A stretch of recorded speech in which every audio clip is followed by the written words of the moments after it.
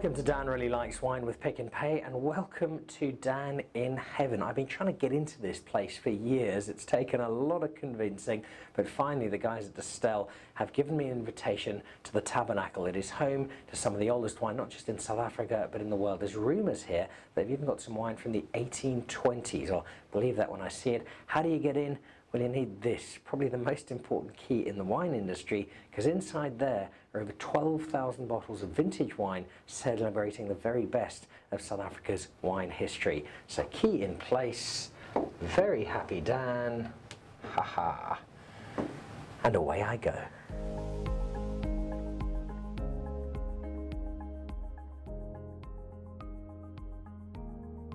So I've had goosebumps all morning because this is somewhere I've wanted to visit for a very long time indeed. If you're interested in wine and the history of wine, this is really as good as it gets in South Africa. The Tabernacle is full of some extraordinary wine from many, many years ago.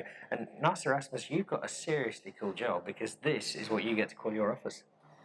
Yes, Dan, you're right. I am quite lucky in that sense. This is quite an extraordinary place, and you can be privileged to be here. Not many people see it. I mean, I've been working for the company for many years, and I think I've been down here only 10 times in my life. So we don't open it that often. Well, I'm greatly honoured. It's really only for special occasions. It's only by invitation. Yeah, it's pretty special. Now, for people who want to get a sense of the treasure chest that surrounds us, what sort of wine do we have inside, and what sort of vintages? I'm thinking it goes back to more than just sort of 5 or 6 years. Let's start just by I'll give you just the history of how this thing was founded. This started in 1975. The then directors of Stellenbosch Farmers Winery, this is the premise of Stellenbosch Farmers, and famous names, Ronnie Melk, David Bailey, who's still around and alive, George Spies, from GS Wines, the Valet de Toy, and Gunter Brosel. They decided that they need a place like this where they can actually use as a library for old wines from the company, but also from abroad. So they then embarked on a clandestine operation to build this over a period of 3 years without the board actually approving anything or knowing about it. So it was quite interesting history. So they opened it in '79. Showed it to the chairman, or the managing director, who was the bar at that stage, was quite impressed with what they've done. As I said, it was a library for wine, and they embarked on a whole a journey to collect wines from all over the world, but mainly South African. There was some old wines already here in the business. And if you look at what's here around there, there over on that shelf on the other side, there's some old sparkling wines from the early years. They date back from the 30s, from the really old wines from Stellenbosch Farmers days. And then the later years, the brands that you will know from today, there's some Chateau Libertas from late 30s in here. There's Zonneblooms. There's really some fantastic wines. In total, we sit with about 12,000 bottles, plus minus, all catalogued, Michael van Deventer is a curator of that, and then some international wines as well. We haven't added new international wines over the years, but there's some really interesting wines here that is worth quite a lot of money. So yeah. It's got a wonderful museum feel to it, but it's very much a living museum because this is not wine simply kept for posterity because the labels are old and they look nice and it gives a sense of history. This is all wine that can still be consumed. Yeah, they check regularly, and ones that are not good, we isolate, phthalates, things like that. But most of the wine in here is still drinkable, in good condition, and it's tasted regularly to see what it is. And we use it. You will see annually on the Nederburg auction, there's always some old Chateau Libertas and Zonnebloem wines coming through, and Nederburg. Yeah. What's the oldest wine you've got here? Well, the oldest bottle in here, actually two of them, comes from 1821. 1821? That's the Vin de Constance, the famous one of Napoleon. Oh, that's extraordinary. That's almost 200 years old. So yeah, we might do something with one of the bottles in 2021. Oh, I'll do my best to be there. And in terms of all of this wine, is there a particular bottle that you've had over the years that you've pulled out that's just been an amazing experience? Yeah, I think was one that I've recently tasted. It was the 1959 Lanzarote Cabernet. That's fantastic. We had the other day, we had Chateau Libertas 62. And then the Nederburgs from 71, 72, those are just fabulous ones, 71, 72, 75. Amazing wine. So there's not one that really stands out. They're all good, but I must say the ones from the 59 was something quite special. Oh, you're giving me goosebumps on my goosebumps now. I know we're going to taste something. I'm not sure what yet, but I know we're going to taste something a little later. Before we do that, can we go inside and have a look at all the bottles? Sure. All right. So this is kind of like, I remember the first time I was in London as a kid and went to Hamley's. This outstrips that comfortably.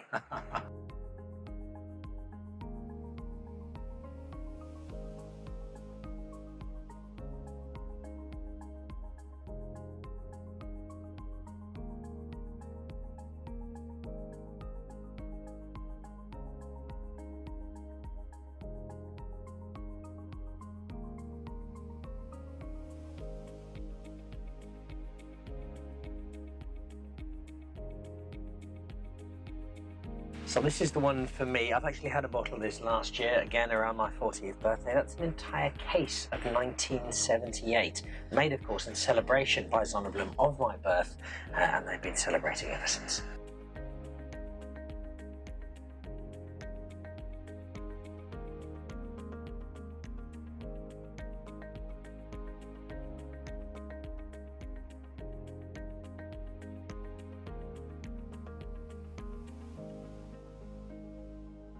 The sense of heritage here is extraordinary. The fact that this wine has been so carefully curated, kept, looked after, managed on a day-to-day basis. It's a living tribute to South Africa's wine history. And of course, it's just full of absolutely delicious wine. So I think it's almost time to go and try some.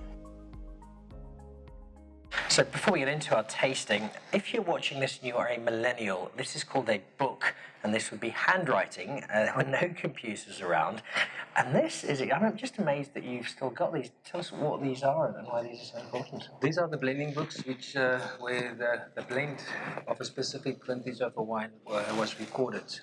What is composed of. So this specific one is Libertas blend, the 57 vintage. It was blended on the 14th of June 1960. So you can see it's 3 years later. So it spent a lot of time in, exactly what you said earlier, the wines were different, so they aged longer. This was in big barrels before bottling. And this is then all the vineyards where it came from. So, and the composition. Now here you can see there was Shiraz in there. There's a tank with Cab and Shiraz, Pinotage, Cab, Shiraz, Pinotage. So mainly Cab and then a bit of Hermitage, which is Cinsault. So this is how it was made up. These are the, this is the volume here, tank number, all of that, and then we'll blend up to a total of, there was its gallons, 17,400 gallons that was made. And this is fantastic records. Nowadays, everything is done on a computer, and you know, it's lost. It's not, you don't see it anymore. And we have all these books, all this history is being recorded like this. It is fantastic to still have that. And then we can also go back to the cellar. In the cellar, you actually have the pressing records of the grapes. How many tons were taken in, from which farm, and this is all links to this thing again. So you can actually track this back to a farm. It'd be lovely as an exercise to take one of these years, see if you've still got access to those same vineyards, go back and kind of remake. And we actually do. There are a few farms in Stellenbosch, because this all came from Stellenbosch. There are still a few farms in Stellenbosch that we still buy from. The exact vineyards, of course, will probably not exist anymore, but they would have been replanted now with similar varieties. The detail is wonderful. And the patience, it ties in with the heritage. This image I have going back, 60, that's almost 60 years ago now, of somebody dutifully handwriting, probably with a feather and an ink pot, getting all of this down and recording it, having no idea that 60 years later, the two of us are sitting at a table looking back at it. Exactly. So this is the detail of all the wine that's been made. It's chronicled here as part of this fantastic Tabernacle space. I'm now very, very thirsty because this is hard work. There's a guy called Michael, who's head of security, and he's going to come in with a rather cool way of extracting the wine, and we can get into the very important business of drinking.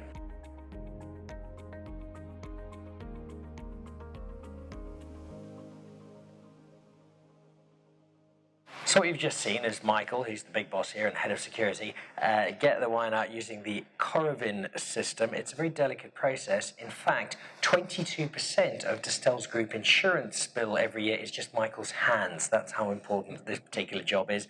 And this is the best way to get this wine because it ensures that the cork doesn't really get damaged and you're able to extract what you want. And in the very, very slight off chance there is some wine not finished, you can keep it pretty much as it is for a little longer. Correct, yeah. When getting corks out of these old bottles is a very delicate process, and it is, yeah, it's not always, doesn't always come out clean. So this is, as you say, the best way to do it, and you can preserve the wine at least for a few other people to taste as well, because this is a very rare bottle. Only a few left. Now, because of the nature of this lighting, we're probably going to have to do lots and lots of takes of this particular interview, so we just have 3 or 4 more of these lined up. That'd be great. Understand. 1971, what do I need to know about the vintage, about the wine? At the vintage, I don't know much about. I was still at school. Were you born? I wasn't born. I was 7 years shy of arriving. No, I don't have much information on the vintage as such. I can tell you about the grapes. It's all Paul grapes. Can't say it was 100% Cabernet either. There must have been something else in it. But this is one of those wines that is just Cabernet from Paul shows. Niederberg, I mean, till today. It's absolutely fantastic wines with brilliant structure. Wine was made by Gunter Brosel. Was the real artist who really built Niederberg. Fame to where it is today, and he was the founding father, you can almost say, of modern Niederberg. This wine was sold at the Niederberg auction in the past. As I say, we only have a few bottles left, and this just shows you, this is a good example of what the South African wine can do, how it can age. I mean, if you start a youngster, and I must just say before you taste it, there's this a rule in this place. If you taste a wine that used to be, you taste the wine that's 25 years old, you have to stand up. Nowadays, if the wine is older than you have to stand up to taste it. I will do that with great pleasure. Just before I do stand up, though, what amazes me, I get to drink from time to time some older wine, and so often wine that's nowhere near as old as this has that rusty look to it, and you can see it's well worn and maybe nudging a little past its best. There's still such a richness to this palate, to this colour. I think it's part of the maturation, but it also tells you something about how the wine was made, healthy. Those days, no small wood was used. There's all the bigger barrels, like the ones we have behind here, and even bigger ones. So the wines were, you could also see the alcohol is a bit lower, so it was a bit less scientific than they do it today, but there was a reason why they made it and matured it as they used to be, because there was a lot longer bottle maturation to soften the tannins. I think that is something that's really interesting to see, how the modern wines age versus the old wines that was made quite different to what we do today. Yeah. All right, well, I'm going to stand. I've been asked to. This is very formal. It's in the Distell Constitution. So here we go. Really, really excited. I love older wine, and I'm just thinking back. I can't think back to 1971 because I was still a gleam in my parents' eyes. I think they were married by that stage. I'll have to check, actually. But yeah, another world away, and yet that world brought back to us today in a simple bottle of wine. Unsurprisingly, there's that sort of sherryish note from that slightly older wine, but it's lovely and rich. Oh,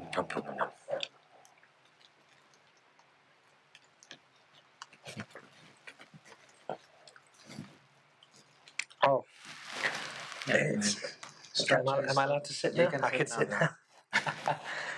Yeah, I would have said, if this had been a blind tasting, in which I'm notoriously poor, I would have said that this is definitely a bit of an older wine. If you told me it was 1971, I would have laughed at you and asked what it really was. It's still, and it sounds crazy to say this for a 48-year-old bottle of wine, but it still feels youthful and fresh. There's an amazing structure to it. There's a fresh acidity is there, and there's fruit still. And you wonder, because the style of wine obviously changes and ebbs and flows with different winemakers, different consumer patterns. But there's just something about wine from a bygone era where the quality of it just holds. And so much of our wine now is made with, I think, a greater sense of immediacy and getting it to market. You're right. That is exactly what these wines were very different. That's why they had to be bottle aged for quite a while. Nowadays, you have to get ready for the market much earlier. That's the general trend. There are still wines that are made to last longer, but the general trend is to make wines to be consumed earlier. That's right.